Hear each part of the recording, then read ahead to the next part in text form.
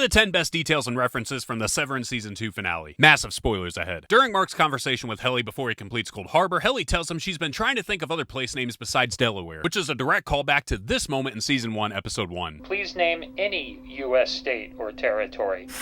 Comes to mind. I don't know. Delaware. The very last scene of the season features Mark and Helly running through the halls, notably running away from Gemma, which is a direct contrast to the very first scene of the season, which featured Mark running through the halls alone while trying to find Gemma. When Mark opens up the waffle card that Lumen gave him, you can see that the waffle has 25 grid spaces in it, which is a subtle representation of the 25 different versions of Gemma Mark created during the Cold Harbor project. When Milchick finally escapes from the bathroom, he finds himself face to face with Dylan and the entire marching band, and Dylan says to him, "F you, Mr. Milchick." Which is a callback to Dylan saying the exact same line in the Season 1 finale when Milchick's trying to get into the security room during the overtime contingency.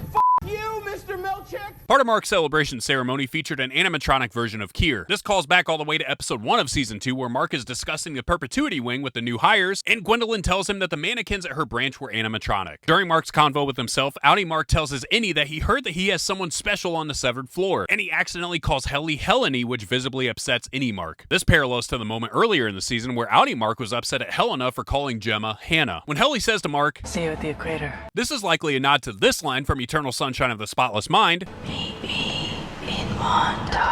a film that Severance creators have previously stated was a big inspiration for the show. Speaking of the equator, that line also has a lot of significance because the severed floor itself serves as a type of equator, as the separation between the testing floor below and the Outie world above. The marching band has actually been foreshadowed for us all season long. In the intro for Season 2, we could see the same white trumpets that the band played with overflowing out of Irving's funeral mug. And finally, Jenna's task of disassembling the crib during Cold Harbor, yeah, this was directly foreshadowed for us in Episode 7. If you look closely at the crib box, the name of the crib is literally Cold Harbor. What's your favorite detail or reference from the Severance Season 2 finale?